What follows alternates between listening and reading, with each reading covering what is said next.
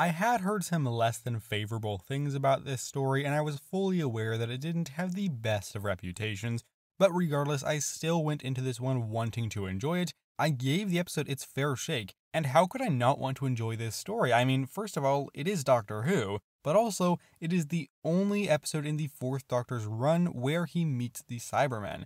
And having said all of that, yeah, it's okay.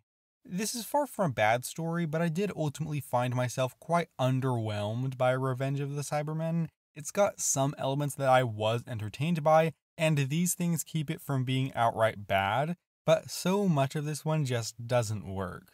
Starting off with the aspects I was more fond of, I really enjoyed our main cast. They've been good throughout this season, and this is still true in Revenge of the Cybermen. As usual, the team gets split up doing different things in different areas, and they aren't always together, but usually a couple of them are together, which is fun to watch. The Doctor is great, and Tom Baker fits into that role perfectly. Sarah Jane is delightful and a really captivating character to watch, and Harry is an enjoyable presence who adds a fair amount to the episode. I really like Sarah Jane and Harry's dynamic together. They have this bickering sort of friendship that comes across quite fun on screen and really works for me. I could talk more about this, but since I've talked about them so much throughout this season, I won't add a lot more to that discussion in this review.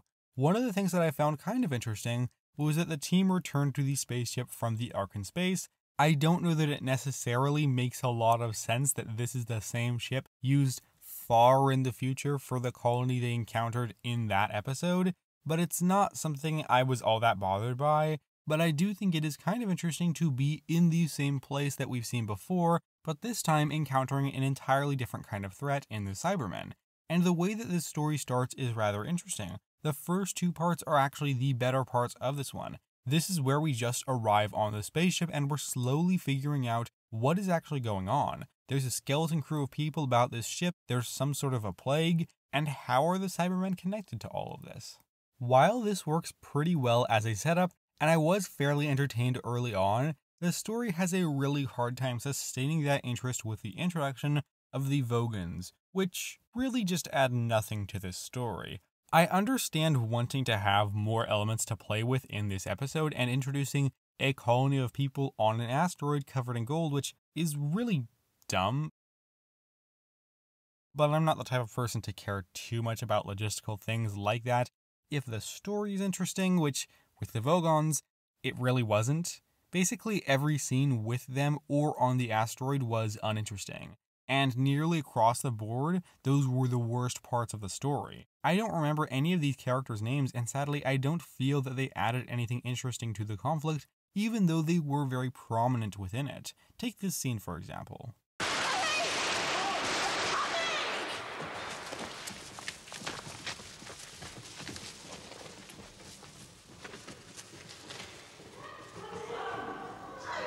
You get a lot of these kinds of scenes within this one, and it's honestly just a bit of a shame because they're not thrilling. I really don't care. They're just boring, flavorless action scenes, and even the scenes with them that aren't action scenes, I just don't find to be compelling. And this is such a shame too because using this cave as a filming location does give the opportunity to bring some real atmosphere to this story and to give it a unique feeling. But somehow so much of this one just comes across as bland. I think this is contributed to by a good deal of ill-fitting music. I don't bring up the music a lot when talking about Classic Who, and when I do, it tends to be as a compliment because a piece of music adds to a scene or an episode in a way that I really appreciated.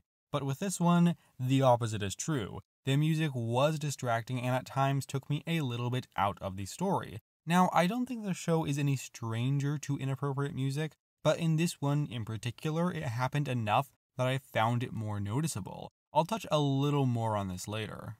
Moving over to the Cybermen, man, I did want to like this aspect of the story. I'm a big fan of the Cybermen and think they've been used quite well in the show, and as this story marks their first appearance since 1968, I was understandably hopeful that this story would be a good one, and I think it is such a shame that this is the serial we ended up with. Now, I actually like the introduction of the Cybermen. I think the way their entrance is set up is legitimately interesting, and when they actually come into the story, it's kind of a cool moment. It's pretty well established how much of a threat they are right off the bat, and I really think it was well handled, but that's about it.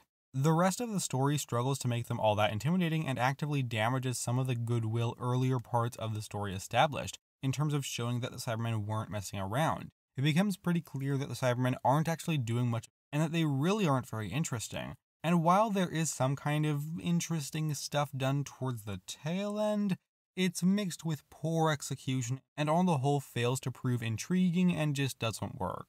I've got a couple of aspects to this story that I want to discuss which do involve some rather mild spoilers, so skip to the time as shown on screen if you want to avoid these. And with that said, let's continue. To illustrate the point I was trying to make about the poor use of music in this story, take a look at this scene where the Cybermen encounter the Vogons.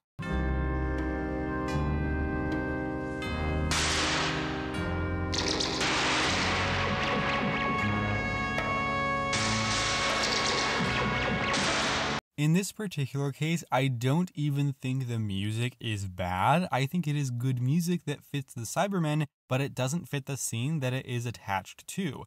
At least to me, I think this music really would have fit in better if it was in a scene where there wasn't an actual fight, perhaps as the Cybermen are approaching such a fight, or maybe if it isn't mixed the way it is with the diegetic sounds. Then it might have even fit within the scene better. But as stands, I think this music, while good, was a poor fit to this scene, and this happens relatively frequently throughout the story. There was also some interesting stuff early on with a Cybermat attacking Sarah Jane, and I thought that added a good amount of drama pretty early on to this serial. I also think that the effect used for it worked pretty well and held up rather nicely. Later in the story, the Cybermen actually strap bombs to a couple of characters and the Doctor and send them down to the asteroid. I thought this was kind of an interesting element, but it really didn't add as much as you would hope, especially since there's no attachment to these people. This is one area where I can directly point to characters from the previous serial and say that Genesis of the Daleks did a much better job of making me care about these characters who weren't around for all that long. I think this is largely the acting and where the focus of the story ends up going. And I know that it's not super nice to compare really any story to Genesis because it is such a great one, but I think it really helps me to illustrate my point about these side characters who I just don't really care that much about. And also the Cybermen go down to the surface of the asteroid, which is filled with gold, and yeah, it doesn't really seem like the brightest of ideas, does it? Overall, I didn't find myself particularly interested in this fairly inconsequential adventure.